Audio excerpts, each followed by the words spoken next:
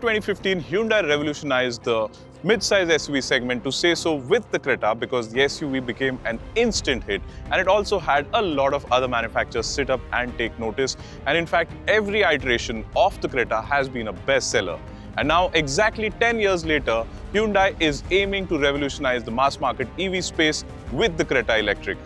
The past decade has seen the Hyundai Creta rise to become the most popular nameplate in India. In fact, the Creta has become a success story unlike few other SUVs thanks to timely updates to its design and the addition of more features.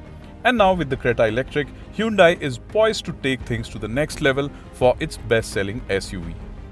One of the first things to notice about the Creta Electric is the fact that it does not look quirky, neither does it look very different from the petrol and diesel versions of the Creta sold currently. And in my books, that's a good thing, because effectively, it offers a strong sense of familiarity to this SUV. The grille is a closed-off unit just like most EVs, but the execution on the Creta Electric is particularly appealing. And that's because Hyundai has retained the headlamp and DRL design we have seen on the Creta sold currently. The grille is different looking though and uses the pixelated design theme we've also seen on the Ioniq 5 before. The effect of these changes is a front end that looks familiar but more futuristic. Move to the sides and the sense of familiarity continues as the silhouette and lines are the same, though a noticeable change is the new design for the 17-inch wheels, while ground clearance is impressive at 200mm. The Creta Electric also looks identical to the SUV's petrol and diesel versions from the rear, as the tail lamps and LED strip connecting them are the same. Overall, the Creta Electric's identicalness to the standard Creta is a conscious move to offer a sense of familiarity, and one that should also help in convincing buyers to opt for the EV. The sense of familiarity continues inside the cabin as well, because the dashboard in the Creta Electric here looks identical to the one that we've seen on the petrol and diesel versions sold currently.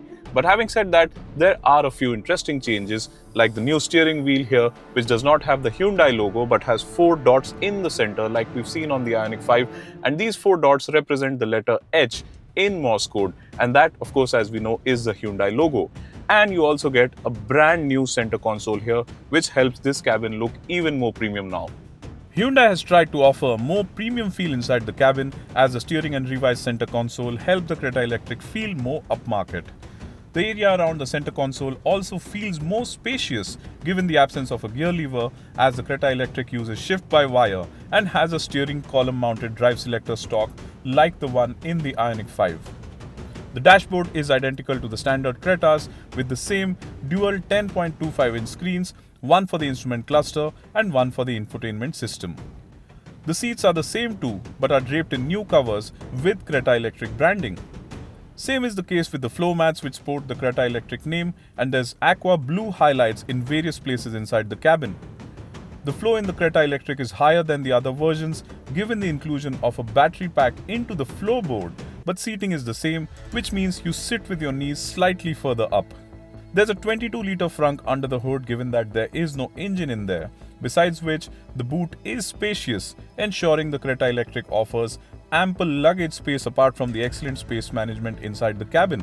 The feature list in the Creta Electric is similar to what you get on the petrol or diesel versions of the SUV, but in keeping with this tradition, Hyundai has ensured that you get more features here, this being a newer version of the Creta. It all begins with the digital key function that we saw on the facelifted Alcazar first, which lets you use the NFC function of your smartphone to lock or unlock your car, amongst others. I'm also glad the Creta Electric finally gets a memory function for the electrically adjustable driver's seat, which is not the case with the standard Creta, besides which, just like the driver's seat, the front passenger also gets an 8-way electrically adjustable seat. Rear occupants also get foldable trays mounted onto the seat back of the front seats, just like the ones we've seen in the Alcazar. The large panoramic sunroof has been carried over, and so have a bunch of features like the 8-speaker Bose audio system, level 2 ADAS, 6 airbags as standard, disc brakes all around, hill start and hill descent, ESC, tire pressure monitoring, 360-degree view, rain sensing wipers, and more. More importantly, with the Creta Electric, Hyundai is launching what it calls Hyundai Pay.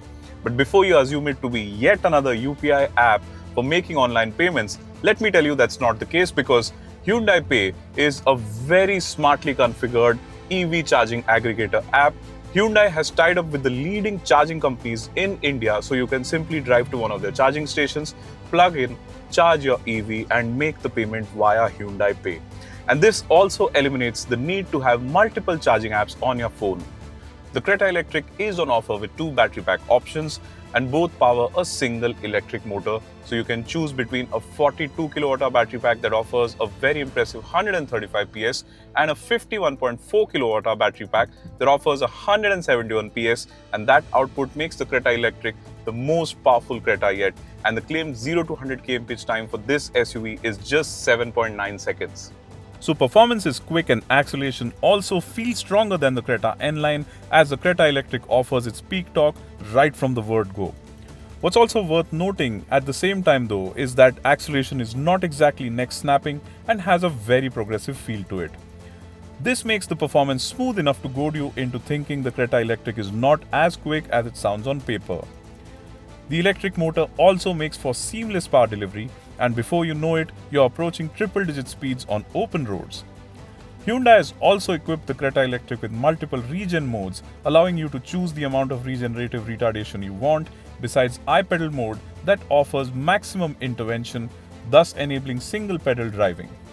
Interestingly, regenerative braking is also linked to ADAS, which ensures the batteries are recharged when using ADAS functions on the highway, like adaptive cruise control. Claimed range per charge for the bigger battery pack is 473 kilometers and 390 kilometers for the smaller battery pack.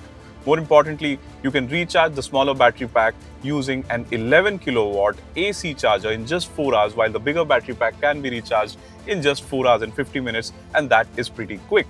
And that's besides the fact that a 50 kilowatt DC fast charger will let you recharge either battery in less than 1 hour's time. Hyundai will be releasing an update later this year which will allow the Creta Electric to be charged at speeds of up to 100 kW, which will bring charging time down to a mere 39 minutes via DC fast chargers. Hyundai is also expanding its own EV charging network aggressively, besides partnering with other charging companies, so going forward, you will be able to charge EVs at most Hyundai dealerships at speeds of up to 60 kW, whether you own an EV from Hyundai or not. And besides its own dealerships, Hyundai is also adding more public charging stations to its network across India, which will offer charging speeds of 30, 60 and 150 kW. The Creta Electric uses liquid-cooled lithium-ion batteries, and besides being subjected to a battery of tests, the battery pack here in the Creta Electric is also IP67 rated. And more importantly, Hyundai has also equipped the Creta Electric with an inbuilt battery heater, and this is a unit that optimizes the battery performance even when it's bone-chilling cold outside, up to minus 35 degrees Celsius. The current generation Creta has impressed us with its plus ride quality and the confident handling both, and I'm happy to report that the Creta Electric here continues that trend forward.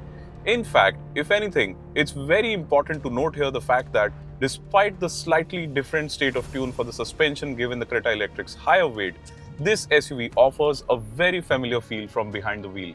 That said, unless you're aware that this is the Creta Electric, you'd probably assume it is the standard Creta with a petrol or diesel engine under its hood, given how familiar the SUV feels to drive.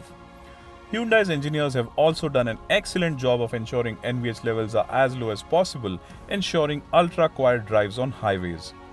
The Creta Electric is also up for soaking bumps, undulations and broken roads with ease, given the pliant suspension, and the SUV's road manners are very impressive overall thus. The Creta Electric is the first of many new EVs to get launched in 2025, and this one goes up against a slew of electric SUVs like the Tata Curvv, the Mahindra B6, and of course the soon-to-be launched Maruti Suzuki e-Vitara as well. But given how popular the Creta has always been in India, this is easily one of the most anticipated launches of the year. We expect prices to begin from just above the 20 lakh rupee mark, and that should make this one a very compelling proposition given the packaging and the Creta nameplate both.